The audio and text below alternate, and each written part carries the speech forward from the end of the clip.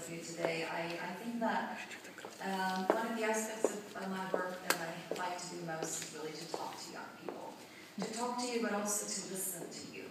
Because this should be a two-way process, at least a two-way, and I hope it will be a process that will continue beyond today, that we will continue to communicate well beyond this conference, this forum here in Bratislava, that we will remain connected and that we will be building networks that will help not only Afghanistan with its future, but that will also help young people, the leaders of the future and the leaders of today, to understand the importance of security.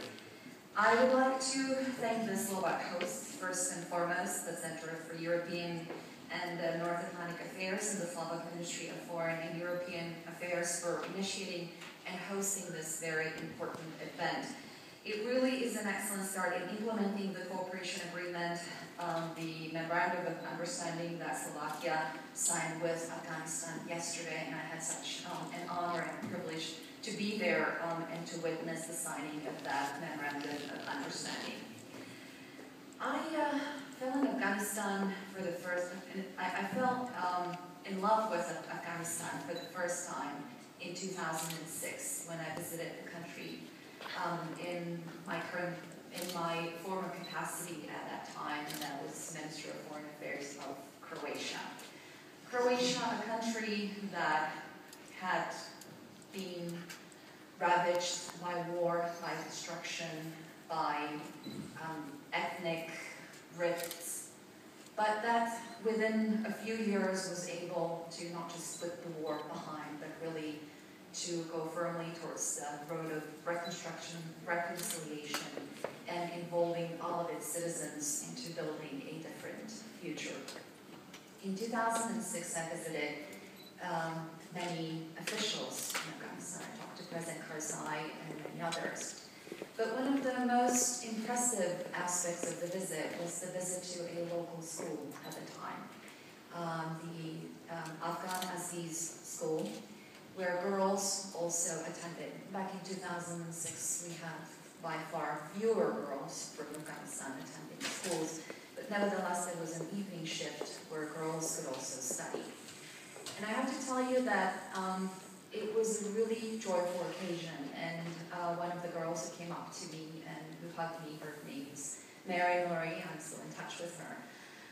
She was telling me about her dreams of becoming a doctor because her mom was very sick and she needed a new kidney. So she wanted to help not just her mom, but her country as well. But on the other hand, there was also the saddest sight that I saw in Afghanistan, and that was the school was situated in a simple yard. There were dilapidated tents, and there were hundreds of children in that single yard sitting next to each other. They had no pencils, they had no books, they had no paper. And the school was surrounded by barbed wire. And outside of the barbed wire, there was a family. There was a mom that came with about 10 children. And she let about 3 or 4 of them go to school.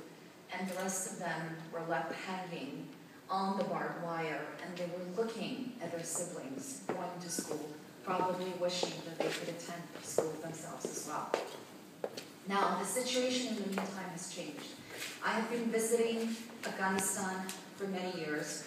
I have seen so many changes.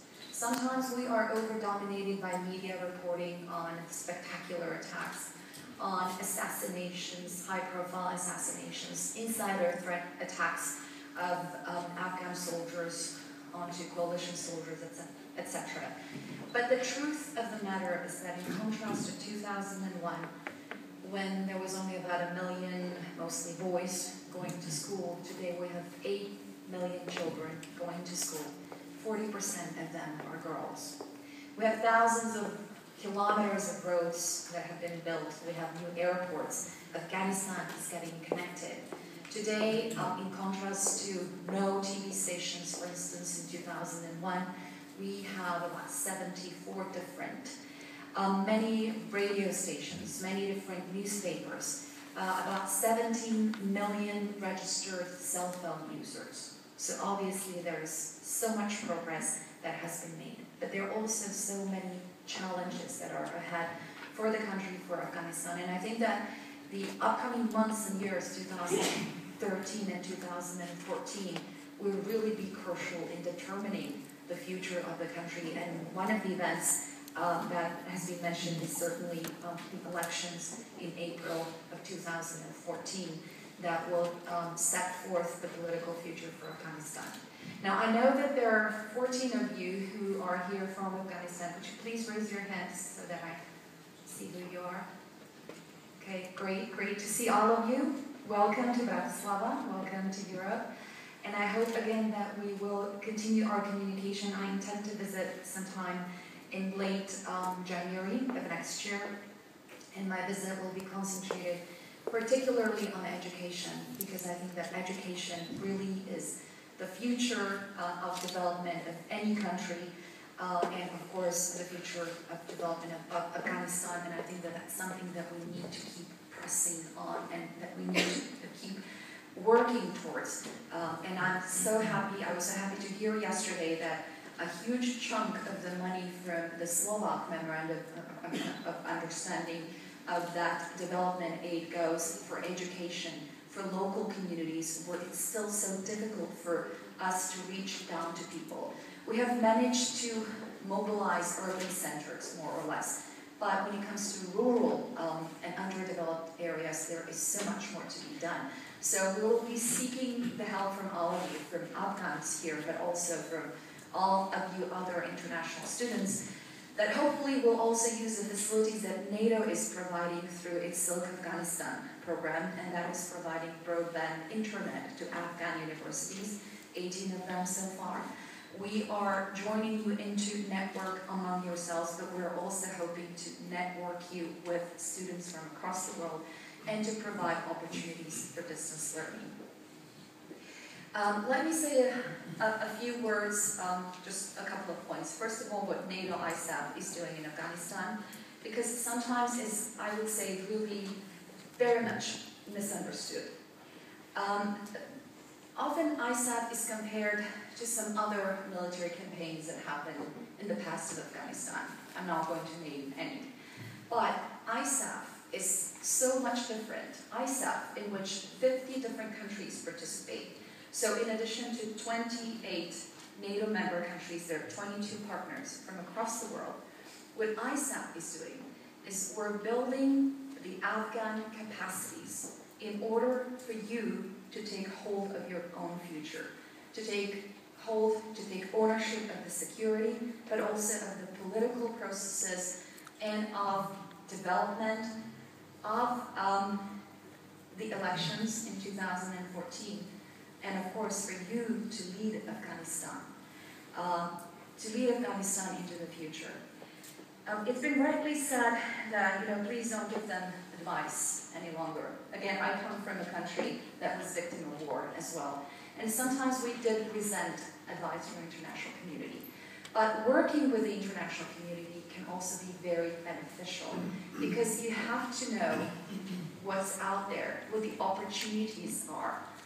You have to be informed in order to be able to make your own choices, to take your own decisions, and to proceed into the future that will provide democratic options for every single individual. So what NATO is doing, our primary objective, sometimes I quote that old Chinese proverb, if you give a man a fish, you will feed him for one day. But if you teach the man to fish, you will feed him for life.